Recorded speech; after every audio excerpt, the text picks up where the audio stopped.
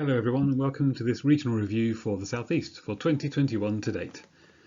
Today we'll look at the data for 2021 and how the South East's high streets have performed under the changing COVID rules and restrictions, including Freedom Day and the week since. Before that, I'll hand over to Diane for a brief overview of Springboard. I'll explain a little about how we have been comparing data to give useful insights, and then we'll move on to the data itself. Hello everyone, I'm Diane Worrell, Springboard's Marketing and Insights Director. For anyone who isn't familiar with Springboard, I thought it would be helpful to give a quick tour of what we do. We deliver data and insights on customers in destinations and also in bricks and mortar stores. Our key metric is footfall, that's the volume of customer activity, and we track footfall across the UK. We have a network of counters tracking footfall continuously 24 hours a day at around 4,500 locations, and we cover around 250 towns and cities. This map shows our coverage in high streets, and you can see that we track footfall across all regions of the UK. Our coverage includes all of our regional cities, but also a huge range of towns of different sizes and functions, from large town centres to small local high streets. In fact, we've adopted what we call a hub and spoke approach to our coverage, ensuring that every regional city is included, as these are the hubs of economic activity within each region, but then also smaller towns in the region. This means that in any one region, we're tracking footfall in towns that account for around 2/3 of all spend.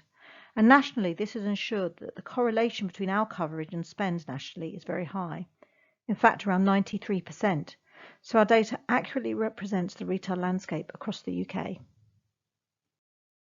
The relevance of our footfall data is demonstrated by the fact that we're a partner of the High Street Task Force, delivering footfall data so the task force can understand high street performance. And we also provide data to both BEIS, the Department of Business, Energy and Industrial Strategy, and the ONS, the Office of National Statistics. And in fact, our data features in the ONS's weekly Faster Indicators report that tracks the impact of COVID-19 on economic activity. Thank you, Diane, for the overview. As always, before we hit the data, we're going to briefly talk calendars and how we're comparing data for the post-lockdown world.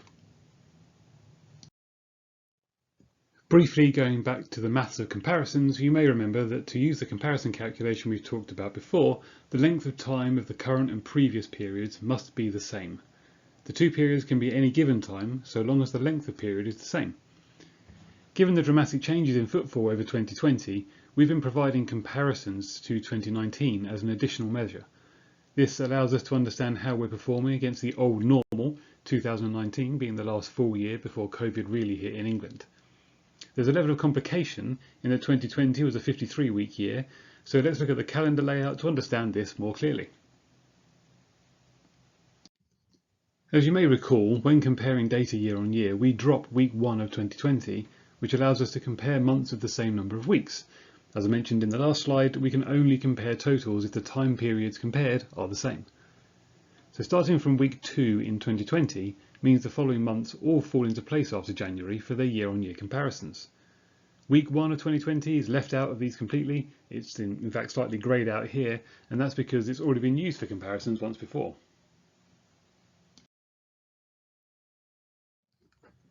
We had to add week 1 2020 to the end of 2019 when calculating the year-on-year comparisons for December 2020, so we haven't completely forgotten about it. But with all this messing about with a 53-week year, how do we compare 2021 to 2019? Taking 2020 out of the picture and realigning 2019 back to its standard 52 weeks, we can see how easy the comparison now is. Both 2021 and 2019 are standard 52-week years, so we're back to a straight comparison of week numbers.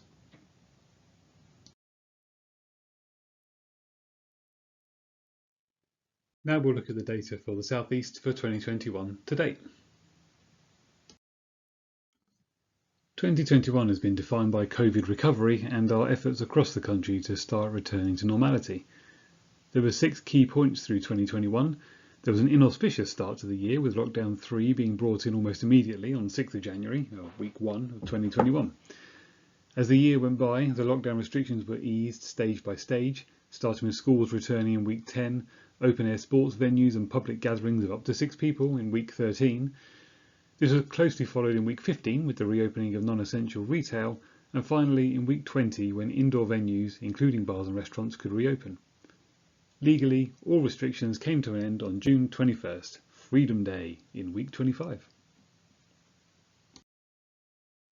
As we know, high streets did not fare as well throughout the 2020 lockdowns compared to other destination types, and it follows then that they would see a larger increase in footfall year on year.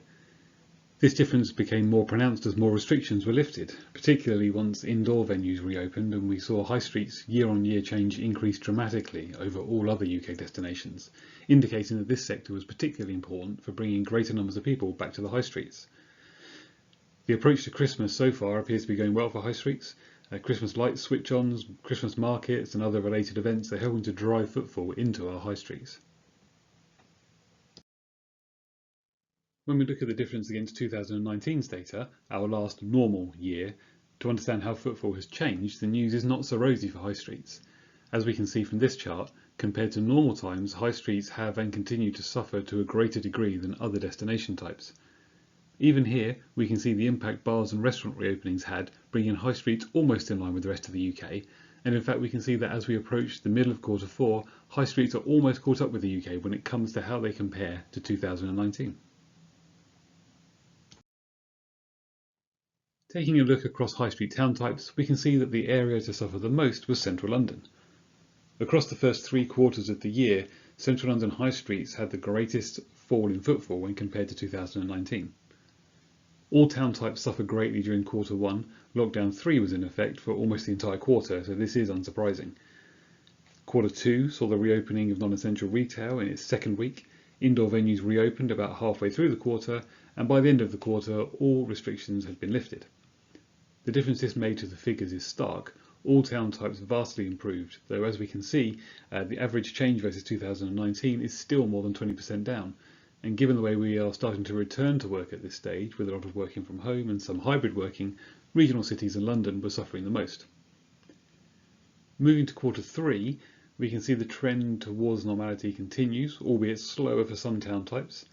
Clearly, historic, coastal and market towns all had a boost from staycations over the summer, while Greater London reaped the benefits of city workers working from home, taking some of the footfall that would otherwise have been destined for central London in normal times. Now we're 2/3 of the way through quarter 4, and we can see the tables are starting to turn. Greater London and historic towns have actually seen numbers versus 2019 get worse, perhaps due to Londoners heading back into central London and holidaymakers no longer venturing out to historic towns as the weather turns for the worse. Interestingly though, both market towns and coastal towns remain the strongest when compared to 2019. This chart shows us a direct comparison of South East high streets with UK high streets. As we would expect, they follow a similar pattern, though it's clear that non-essential retail reopening was a bigger factor in recovery for South East high streets than those across the UK. It's also very clear here that over the course of 2021, high streets in the South East have consistently outperformed those across the rest of the UK when compared to 2019. Looking in more detail at the day, early evening and nighttime footfall changes compared to 2019, the impact on the nighttime footfall is apparent, and recovery here only starts around week 20 as indoor venues were able to reopen. Since then, this time period has caught up with the daytime improvements compared to 2019, but both have been outclassed in recent weeks by the early evening footfall. Daytime footfall saw its greatest increase around the time of retail reopening, and interestingly also saw an increase after the reopening of indoor venues as well. Early evening footfall though has been improving steadily since the initial burst up to Freedom Day, and in fact recently has even ventured into positive percentage changes when compared with 2019.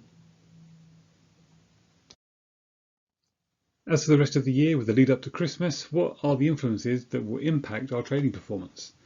Probably first and foremost is the infection rate. Should this increase significantly, we might see an impact on consumer confidence, certainly as far as venturing out in public spaces goes. If things go drastically wrong, there's always the potential for another lockdown. As we've seen recently with the fuel crisis, our supply chain may not be as stable as we would like. Already there are predictions of stores struggling to stock key gift items. Associated with this is the rise in online spend. Although this has dropped down after its rise during lockdowns, there are still those for whom this is now the preferred route to purchase. Working patterns and the changes therein are affecting regional centres negatively, but local centres are actually benefiting from the increase in home working. Depending how home working and hybrid working work out, may have long-term effects on businesses in both local and regional centres. Unemployment could be a factor. With the furlough scheme ending this week, there are reportedly over 1 million people still on furlough. What's going to happen for these people?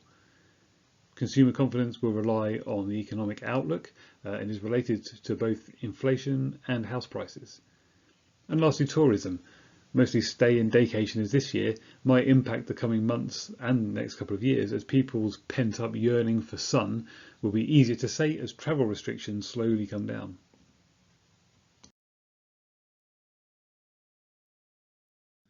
Thank you for your time today. I hope you found some useful information in this webinar. Until next time.